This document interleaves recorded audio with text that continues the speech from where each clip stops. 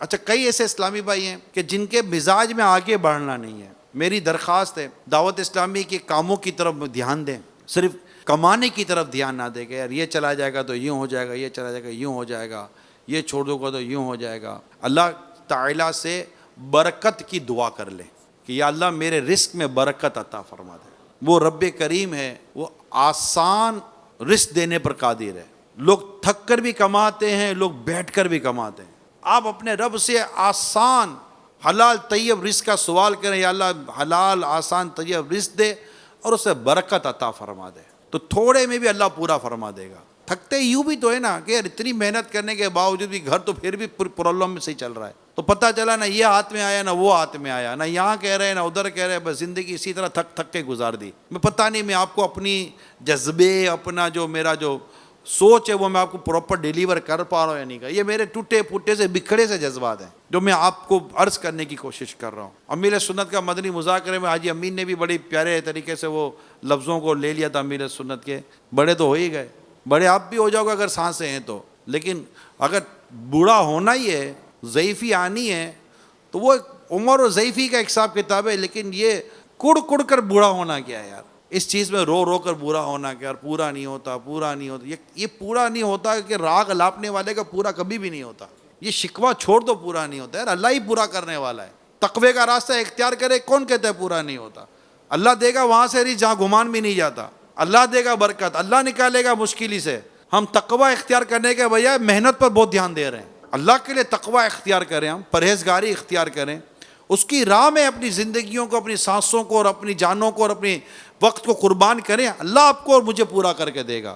امام غزالی علیہ رحمہ پر اللہ کی کرو رحمت ہو، کیا خوبصورت درس دیا ہے منہاج العابدین میں. کمال کی بات کی ہے امام غزالی رحمۃ اللہ تعالیٰ علیہ نے، جس کا ٹوٹل مطلب کیوں سمجھے کہ ایک بڑی ڈیٹیل ہے. اس کا کنکلوژن یہ ہے، خلاصہ یہ ہے کہ تجھے رب نے اپنی عبادت کے لیے پیدا کیا، عبادت کے لیے پیدا کیا. عبادت کے لیے صحت کا ہونا، رزق کا ہونا، لباس کا ہونا، سب چیزوں کا ضروری ہے نا. امام غزالی فرماتے کہ تو ان چیزوں کے حصول میں مصروف ہے، عبادت کو چھوڑ چکا. آپ فرماتے تو عبادت کے لیے آ جا.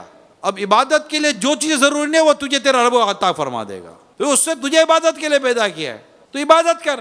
بدن کی طاقت، دماغ کی صحت و تندرستی اور بہت ساری چیزیں جس کو بیان کیا ہے وہ تو تجھے تیرا رب عطا فرما دے گا.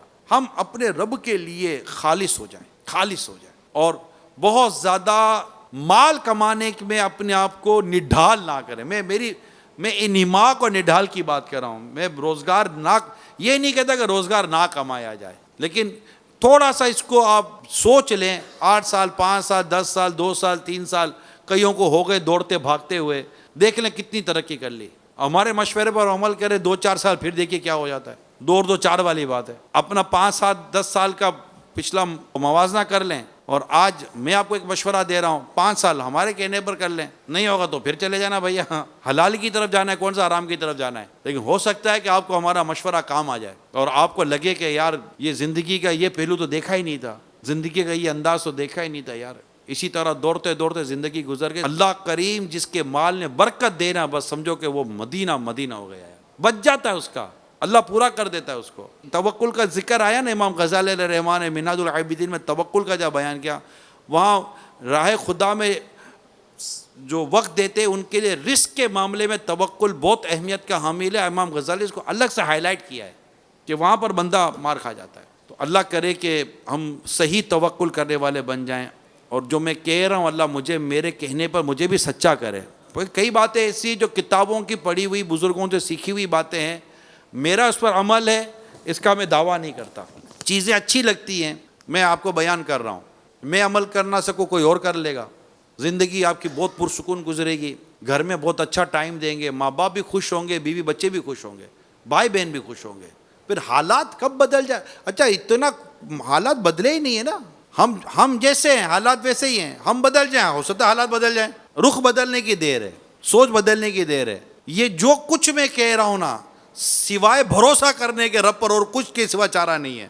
یعنی میں آپ کے سامنے میری کسی بات کو بطور کوئی نشانی بیان نہیں کر سکتا، سوائے اس کے کہ دل کے اندر توکل کا وہ چراغ جل جائے، قناعت کا وہ چراغ جل جائے، اور بس جو میں عرض کر رہا وہ چراغ جل جائے تو پھر راستہ نظر آئے گا، ادروائز میری بات اتنی جلدی سمجھ میں نہیں آتی. اور میں دوبارہ کہہ دوں کہ میرے بات کرنے کا مقصد ہرگز یہ نہیں ہے کہ میں اس راستے کا کوئی مسافر ہوں، یہ میں دوبارہ بیان کر دوں.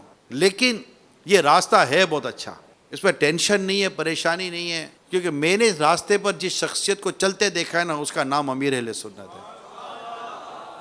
اور بالکل جس کو کہتے ہیں نا فَإِنَّ مَعَ الْعُسْرِ يُسْرًا إِنَّ مَعَ الْعُسْرِ يُسْرًا، اس آیت کریمہ پر جو عمل کرتے ہوئے نے امیر اہل سنت کو دیکھا، اور ان کی ذات پر جو اس آیت کریمہ کے جو فیضان جاری ہوتے دیکھا ہے نا، کہ تکلیف کے بعد راحت ہے، تکلیف کے بعد راحت ہے. جب کرم ہوتا ہے حالات بدل جاتے ہیں.